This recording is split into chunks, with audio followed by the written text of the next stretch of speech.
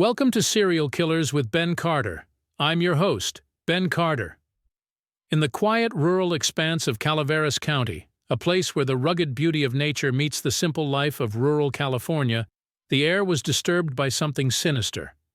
Leonard Lake, a man whose name has become synonymous with the darkest depths of human depravity, had been operating under the radar, quietly constructing a house of horrors concealed beneath the tranquil facade of the Californian wilds.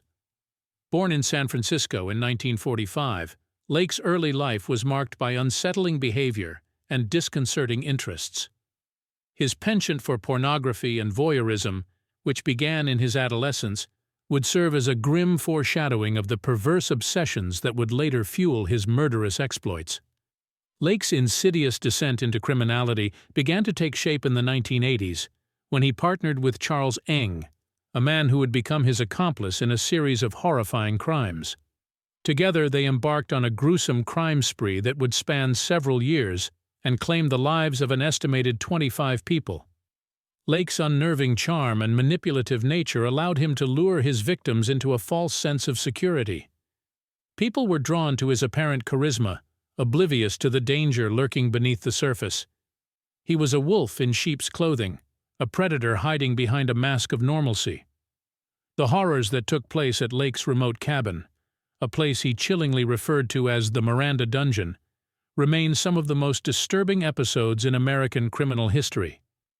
Victims were held captive, tortured, and ultimately killed, their final moments recorded on videotape. Lake's twisted fantasy of domination and control had become a grim reality. Yet beneath Lake's cold-blooded ruthlessness and lust for power, a distinct vulnerability was evident. He feared the prospect of capture and the inevitable consequences of his actions. It was this fear that ultimately led to his demise. When arrested for shoplifting in 1985, Lake chose suicide over imprisonment, dying by cyanide poisoning. In the aftermath, authorities were left to unravel the intricate web of Leonard Lake's life and crimes. The discovery of the Miranda Dungeon, along with various incriminating evidence, videotapes, journals, and human remains, shed light on the extent of Lake's appalling actions.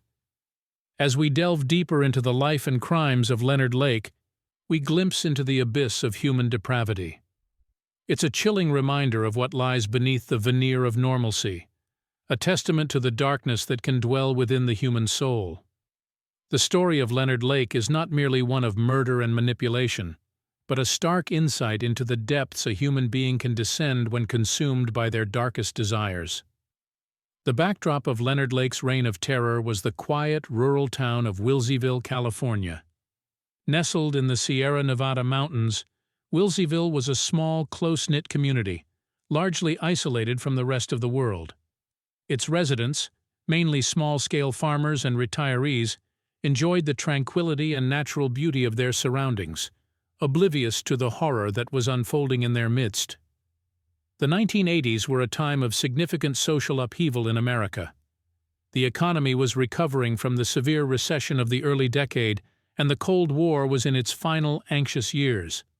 In California, a state known for its liberal values and countercultural spirit, a new wave of conservatism was beginning to take hold.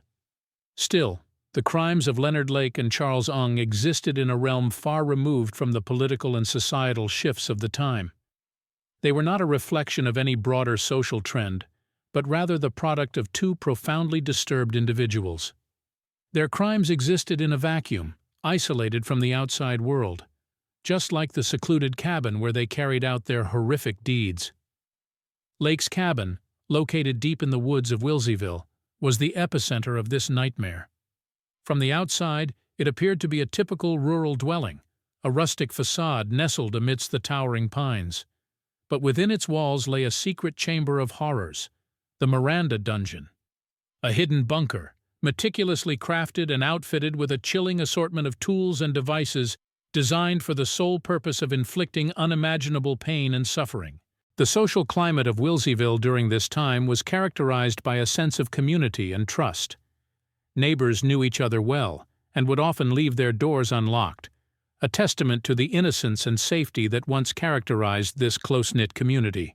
It was this trusting environment that Lake exploited, orchestrating his horrific crimes under the veil of the community's tranquility. The story of Leonard Lake is one that unraveled in the shadows of a serene town, in a time of societal change. It was a stark reminder that even in the most tranquil of settings, evil can lurk undetected, hiding behind a mask of normalcy.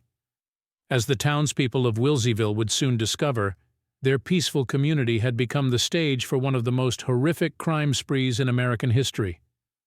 Behind the tranquil facade of Wilseyville, a sinister plot was unfolding.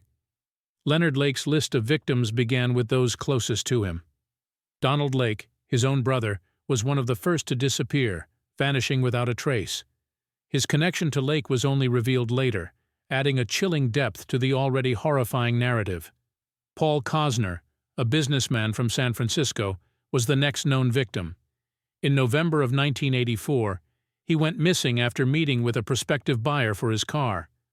It later emerged that the buyer was none other than Leonard Lake, who had used a false name. The car was later found in the possession of Lake and Nung, a chilling testament to their brutal tactics. Claralyn Balaz, Lake's ex-wife, was among the few to escape their clutches. She had been lured to the cabin under the pretense of visiting Lake. Upon arrival, she found herself imprisoned in the Miranda dungeon, subjected to a horrifying ordeal. However, she managed to escape, providing crucial evidence that would later prove instrumental in the investigation. The list of victims grew longer, with Leonard Lake and Charles Eng leaving a trail of disappearances in their wake. The couple Harvey and Deborah Dubbs, along with their infant son Sean, disappeared in July of 1984. Their connection to Lake and Ung was made apparent when video footage was discovered that showed them being held captive in the Miranda dungeon. Brenda O'Connor, Lonnie Bond, and their infant son, Lonnie Bond Jr., also fell prey to Lake and Ung. They were neighbors of the duo in Wilseyville, and their disappearance sent shockwaves through the community. It was their disappearance that finally flagged the attention of the authorities, triggering a chain of events that would lead to the horrifying discovery of Leonard Lake's brutal crimes. These were not random acts of violence, but meticulously planned abductions carried out with chilling precision. Lake and Ung preyed on the trust of their victims, exploiting the peaceful facade of Wilseyville to carry out their malevolent intentions. Each victim was lured into a trap, unsuspecting of the horror that awaited them at the hands of Lake and Ung. The escalation of their crimes indicated a horrifying pattern. The victims were usually couples or families, often with infants. The abductions were carefully planned, with Lake and Ung often posing as interested buyers for items the victims had put up for sale, only to turn the tables on them in the most brutal way imaginable. The terror that unfolded within the walls of the cabin in Wilseyville was a stark contrast to the peaceful exterior, a chilling reminder of the depths of human depravity. As the string of disappearances continued, the local authorities began to take notice. The initial investigation did not lead to much in the way of significant findings. However, the disappearances of Brenda O'Connor and Lonnie Bond, along with their infant son, were the catalyst that ignited a more in-depth probe into the matter. Their close proximity to Lake and Ung raised questions that could not be ignored. Their disappearance was reported by a concerned neighbor, who noted that their car had remained unmoved for an unusually long period. Around the same time, a shoplifting incident in South San Francisco led to the arrest of a man who identified himself as Robin Stapley.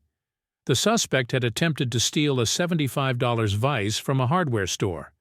The shop's security officer managed to detain the man until the police arrived. But Robin Stapley was not the shoplifter's real name.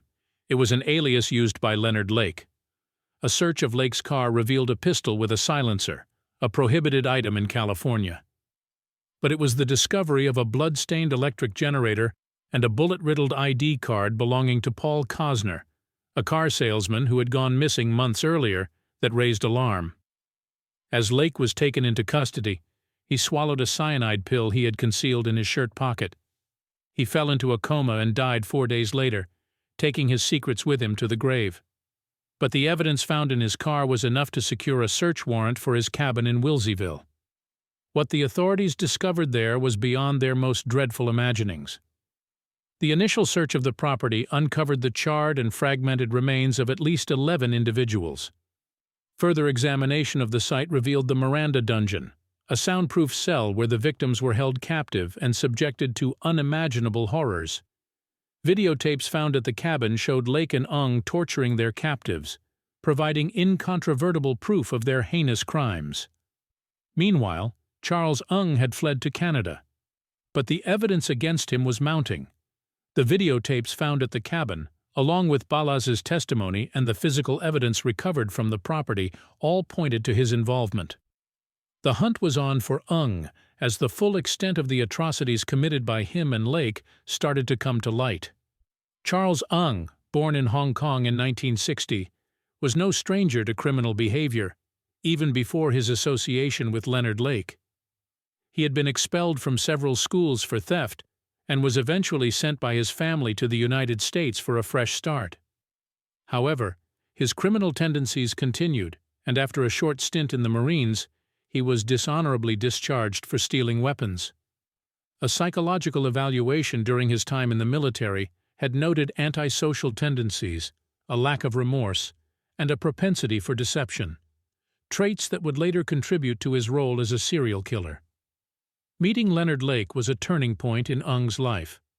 Lake, a Vietnam War veteran, had a troubled background marked by his obsession with pornography and survivalism.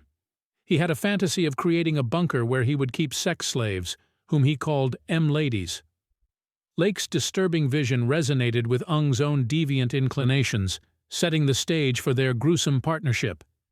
Lake and Ung's methods were chillingly systematic. They would lure victims with promises of jobs or through personal ads, then capture, torture, and ultimately kill them. The level of planning and premeditation indicated a high degree of criminal sophistication. The victims were often recorded on video, forced to follow a disturbing script that Lake had termed the Miranda Project, named after the legal warning given by police officers to suspects. The psychological profile of Lake and Ung began to emerge as a classic case of a dominant-submissive partnership, a pattern often seen in pairs of serial killers. Lake was the mastermind who conceived the plan, while Ung was the willing participant, drawn in by Lake's charisma and shared sadistic tastes. However, both were equally culpable for the heinous crimes they committed. The manhunt for Ung spanned across 2 countries. His flight to Canada following Lake's arrest demonstrated his awareness of the gravity of his crimes and his intent to evade justice. However, the evidence left behind at the cabin in Wilseyville was too compelling to ignore. The videotapes, the physical evidence, and the testimonies all pointed to Eng's involvement. The net was closing in, and it was only a matter of time before his past caught up with him. The breakthrough in the case came when the police discovered the hidden bunker on Lake's property. It was a grim scene that awaited the investigators. Inside the bunker, they found a makeshift dungeon, complete with restraints and crude implements of torture. Video equipment was set up to record the horrific acts committed within these walls. Among the detritus, investigators also discovered a series of videotapes, the contents of which were too appalling to be fully described. The tapes featured Lake and Eng, and various victims who were coerced into participating in the perverse fantasies that the pair had constructed. These tapes provided crucial evidence of Ung's involvement in the crimes, confirming his presence at the scenes and his active participation in the atrocities. In addition to the videotapes, investigators unearthed a wealth of physical evidence from the property. This included personal items belonging to the victims, as well as a series of diaries kept by Lake. The diaries offered a chilling insight into the mind of a serial killer, detailing the plans for the Miranda Project and the pair's horrific deeds. Forensic analysis played a pivotal role in the investigation. Investigators were able to identify the victims through DNA analysis, matching the remains found on the property to missing persons reports. In one instance, a tooth found at the scene was matched to a dental record, providing definitive proof of the victim's identity. Witness testimonies also played a critical role in building the case against Ung. Surviving victims and those who had come into contact with Lake and Ung gave accounts that painted a picture of the pair's predatory behavior. They described a pattern of manipulation and deceit, with Lake and Ung using cunning tactics to lure unsuspecting victims into their clutches. As the evidence mounted, the scale of Lake and Ung's crimes became horrifyingly clear. The investigation had uncovered a web of cruelty and sadism that extended far beyond what the initial discovery had suggested. The pair had not only committed multiple murders, but had also engaged in prolonged psychological and physical torture. The role of forensic evidence in this case was pivotal, providing a vital link between the perpetrators and their victims, and ensuring that justice could be served. With a mounting case against him, Ung's days of freedom were numbered. The chase that had spanned continents was drawing to a close, as law enforcement closed in on one of the most notorious killers of the 20th century. Leonard Lake's capture came about due to an unexpected twist of fate. It was June 2, 1985, when he was arrested for shoplifting a vice from a hardware store in South San Francisco. His companion, Charles Eng, was spotted attempting to retrieve the stolen item, leading to a scuffle with the store's security guard. Ung fled the scene, but Lake was taken into custody. Upon searching Lake's vehicle, police discovered a .22 caliber pistol with a silencer and a car registration under a different name. This led to a search warrant for the property where the horrors of the Miranda Project would be uncovered. The subsequent suicide of Leonard Lake in custody only added to the public's horror and intrigue. Meanwhile, Eng had made his way to Canada. After several months on the run, he was finally arrested for shoplifting in Calgary. The ensuing extradition proceedings lasted nearly 6 years, making it one of the longest in Canadian history. The delay was due in part to the differences in capital punishment laws between the United States and Canada. Eventually, in September 1991, Eng was extradited to the United States. His trial began in October 1998, more than a decade after the first victims had vanished. The proceedings were marked by delays, largely due to Eng's demands to represent himself and his constant filing of legal motions. The trial was a media circus, with the public gripped by the gruesome details of the case. In the courtroom, the atmosphere was tense. The prosecution relied heavily on the video evidence, the chilling diaries, and the testimonies of those who had managed to escape Lake and Ung's clutches. The defense, on the other hand, tried to argue that Ung was merely an observer, a victim of Lake's manipulations.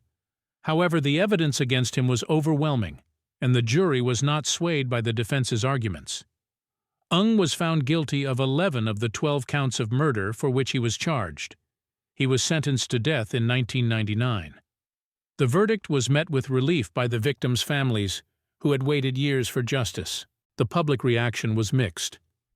Many felt a sense of closure, but the macabre fascination with the case didn't end with Ung's conviction. The crimes of Leonard Lake and Charles Ung would continue to resonate, a grim testament to the depths of human depravity. The psychology of Leonard Lake is a complex and chilling study. His fascination with control, dominance, and the subjugation of women points to a deeply disturbed mind. It's suggested that Lake's twisted ideology was influenced by a dystopian novel, The Collector. The book tells of a man who kidnaps a woman, holds her captive, and attempts to win her love through control and domination. It's chillingly similar to the fate that befell Lake's victims. Lake's childhood experiences may have also played a part in forming his deviant psyche. His parents divorced when he was young, and he was sent to live with his grandmother, who reportedly dressed him in girls' clothing and referred to him by a female name. These experiences, it is suggested, may have contributed to his later confusion and anger towards women. Psychologists suggest that Lake may have developed narcissistic personality disorder, characterized by a grandiose sense of self-importance, a lack of empathy, and a need for excessive admiration. Lake's Miranda Project, where he saw himself as a sort of master of a dystopian future, could be interpreted as a manifestation of this disorder. Lake's twisted fascination with dominance and control also extended to his relationship with Charles Ung. Lake was clearly the dominant figure in their partnership, with Ung often seen as the follower. However, this dynamic does not absolve Ung of his involvement in the horrific crimes. His active participation in the atrocities, as seen in the video evidence, paints a picture of a man equally as depraved. Analyzing Lake's motives, some psychologists suggest that his actions were driven by a desire for power and control. The Miranda Project, in his mind, was a way to establish dominance over his victims, to control their lives and ultimately their deaths. It's a chilling insight into the mind of a man who saw others not as human beings with their own rights and freedoms, but as objects to be used and discarded at will. And yet, even as we delve into the warped psychology of Leonard Lake, it is important to remember that understanding does not mean absolution. The heinous crimes committed by Lake and Ung are a horrifying testament to the depths of human depravity, a stark reminder of the darkness that can lurk in the human soul. Their story serves as a chilling reminder of the capacity for evil and the importance of vigilance and justice in the face of such monstrous acts. The fallout from the Leonard Lake case echoed far beyond the closing of the courtroom doors. The revelations of the horrors that occurred at the Wilseyville property sent shockwaves through the local community and the wider world. The case brought to light the chilling vulnerability of people to become victims of such unimaginable atrocities, and the fear that such evil could exist in the midst of a seemingly normal rural community. For the survivors, the end of the trial was only the beginning of a long healing process. The relatives of the victims had to grapple with the grim reality of their loved ones' final moments, as well as the grim task of identifying remains. Those who had been close to Lake and Ung had to come to terms with the fact that men they had known were capable of such heinous acts. This kind of trauma leaves scars that last a lifetime, and the healing process is often a long and painful one. In the wake of the case's conclusion, the media descended on the small community of Wilseyville. The shocking details of the case made headlines worldwide, and the quiet rural town was thrust into the spotlight. The media frenzy only added to the community's sense of disbelief and shock. The local people found themselves the focus of a media circus, their town forever associated with the monstrous acts of Leonard Lake and Charles Ung. The case also had a significant impact on law enforcement and the judicial system. It served as a chilling reminder of the potential for evil that can exist in the most ordinary of places, and the importance of thorough and meticulous police work. The horrors unearthed at the Wilseyville property prompted changes in investigative procedures, with a renewed emphasis on interagency cooperation and the use of forensic technology in solving crimes. The legacy of Leonard Lake is a dark one. Yet, in the midst of such darkness, there is also a glimmer of hope. The community of Wilseyville showed remarkable resilience in the face of such tragedy. They banded together, supporting each other through the aftermath and demonstrating the strength of human spirit even in the face of such evil. The survivors, too, showed incredible courage, their stories serving as a stark reminder of the human capacity for survival and resilience. The Leonard Lake case serves as a chilling warning of the depths of human depravity, but also as a testament to the resilience of communities and individuals in the face of such horror. It is a story that has left an indelible mark on the annals of criminal history, an enduring reminder of the importance of vigilance, justice, and the power of human resilience. Yet, even as the Leonard Lake case reached its conclusion, and for some closure began, there remained unresolved details that have haunted investigators, historians, and true crime enthusiasts alike. The most pressing question of all: how many victims were there really? While 12 individuals were positively identified, there are estimates that suggest the number could be much higher, perhaps even up to 25.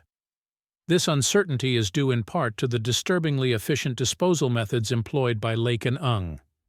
Many of the remains found at the Wilseyville property were so damaged that they were impossible to identify. The vastness of the property also posed a challenge. Lake and Ung had acres of land at their disposal, and the possibility exists that there are still undiscovered burial sites. There are also lingering questions about Leonard Lake's accomplice, Charles Ung. While he was eventually convicted for his role in the crimes, some still wonder how much of a part he truly played. Was he merely Lake's unwilling accomplice, coerced into participation? Or was he an equal partner in the atrocities, willingly participating in the torture and murder of their victims? These questions, while they may never be satisfactorily answered, serve as a stark reminder of the monstrous capacity for evil that can lie hidden beneath the most ordinary of exteriors. Leonard Lake was, by all accounts, an unremarkable man, yet he was capable of acts of such horror that they defy comprehension. As we reflect on this chilling case, it's important to remember that it serves not only as a reminder of the depths of human depravity, but also as a testament to the resilience of the human spirit. The survivors, the families of the victims, and the community of Wilseyville have all shown remarkable strength in the face of unimaginable horror. The Leonard Lake case has left an indelible mark on criminal history and continues to serve as a chilling reminder of the importance of vigilance. Yet equally, it reminds us of the power of human resilience and the strength of communities in the face of tragedy. The ghosts of Lake's and Ong's heinous acts may linger, but so too does the spirit of those who survived, and of those who continue to seek justice for the victims. Thanks for listening. This has been Serial Killers with Ben Carter. If you enjoyed today's episode, be sure to follow us wherever you listen to podcasts. And if you'd like to support the show, subscribe to the Forbidden Knowledge Network on Patreon. Subscribe now.